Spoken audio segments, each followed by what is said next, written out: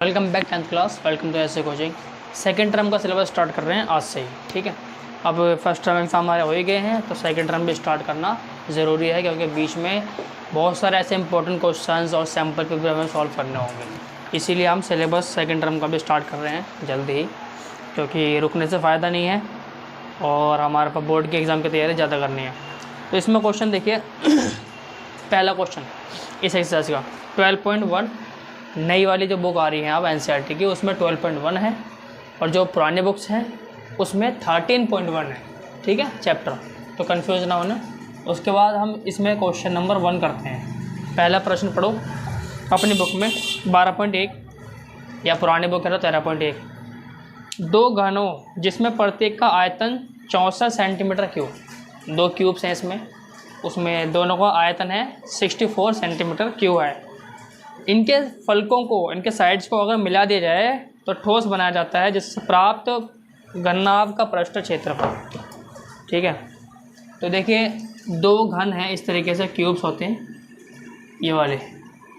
इस क्यूब्स में उसने ये बोला है कि अगर हम इन क्यूब्स के साइडों को मिला दें, ये क्यूब है, इसी के अंदर एक और क्यूब है,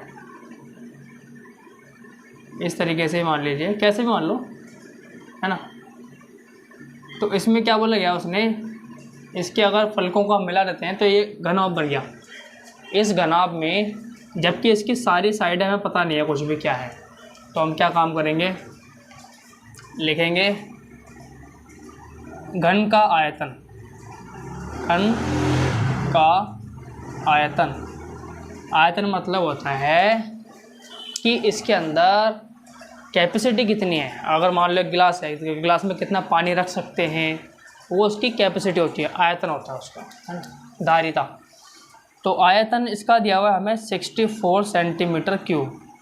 लेकिन आयतन का फॉर्मूला एक ही होता है, याद रखना आप, क्या होता है, ए क्यूब। घन का आयतन ए क्यूब फॉर्मूला। तो अब इसको हम क्या करेंगे, क्यूब को जैसे स्क्वायर रूट होता है ऐसे स्क्वायर रूट क्यूब होता है। तो ए का मान कितना आ जाएगा, 4 चौक 16, 16 चौक 64। स्क्वायर में डबल करके निकालते हैं तो इसमें क्यूब में ए की संख्या को 3 बार मल्टीप्लाई करके निकाला जाता है आंसर, सेम संख्या को। 4 चौक 16, 16 चौक 64, है ना। तो ये हो गया ए का मान 4। अगर ये 4 है तो इसकी चौड़ाई, मोटाई कितनी है, वो भी 4 हो जाएगी, है ना। और ऐसे ही ये टोटल लंबाई कितनी है इसकी, भाई देखो ये 4 और ये 4 कितने हो गई, 8 सेंटीमीटर, है ना। तो लिखेंगे 4 सेंटीमीटर भुजा वाले घन के फलकों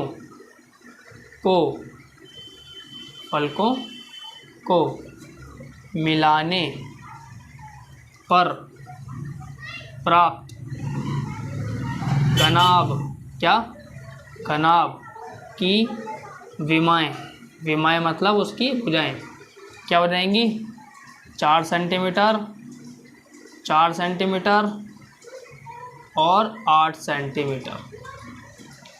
ठीक है, अब 4 ये क्या है, देखिए घनाभ जो होता है, घनाभ में लंबाई, चौड़ाई, ऊंचाई तीनों चीज़ें होती हैं। फॉर एग्जांपल एक बॉक्स है, बॉक्स होता है ना, पेटी जिसमें कपड़े वगैरह रखते हैं, या ऐसे और बॉक्स होते हैं, बॉक्सेस।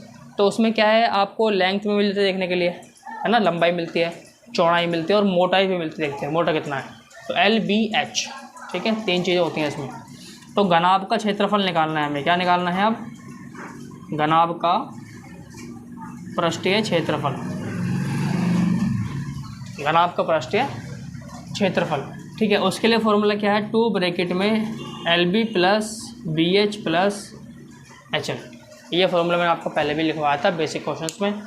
तो इस फॉर्मूले के हिसाब से आपको इसमें काम करना होता है। ठीक है, तो अब क्या करना है आपको, अच्छा एक चीज़ बता दूं मैं आपको, इसमें कुछ बच्चे कंफ्यूज होते हैं कि तो 10th क्लास की है, कभी हम 9th क्लास की आ रही है, कभी भी हमारे पास नोटिफिकेशन 10th की आ रही है, कभी 7th की आ रही है। देखिए क्लियर कर देता हूँ आपको, मैं 7, 8, 9 और 10th क्लास की वीडियोज़ बनाता हूँ और सभी के लिए प्लेलिस्ट अलग अलग मौजूद है। ठीक है, कॉम्पिटिशन लेवल के लिए भी। तो आप जब भी चैनल पर जाएँ तो आप अपने हमारे चैनल के अंदर जाके प्लेलिस्ट चेक कर लिया करो, उसमें आपके क्लास के सबके फोल्डर अलग अलग बने हुए हैं। ठीक है, 7 क्लास, 8 क्लास, 9 क्लास सबके लिए अलग अलग फोल्डर बनाए हुए हैं, उसमें चेक कर लिया करो कंफ्यूज नहीं होना, सभी के लिए प्रॉपर वीडियो चल रही है रोज़, है ना। चलो अब क्या करना है, इसमें मान रख लेंगे। तो वीडियो को लाइक और चैनल को सब्सक्राइब भी कर लेना आगे के वीडियोस के लिए। तो L का मान क्या है,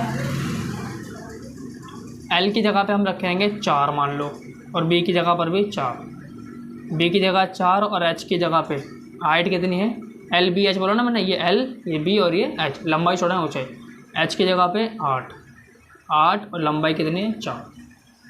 अब इन्हें हम सॉल्व कर लेंगे। 4 चौक 16, 8 चौक 32 और 8 चौक 32। इन सबको जोड़ दो।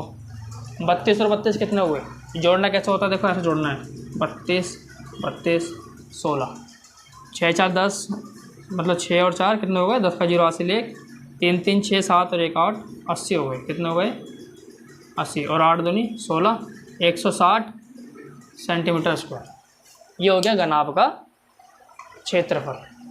ठीक है, समझ गए। कर लो पसंद आई तो इस वीडियो को लाइक करना, चैनल को सब्सक्राइब कर लेना और नोटिफिकेशन बेल ऑन रखना, क्योंकि अब पूरा सिलेबस आपको शुरुआत से करवाया जा रहा है।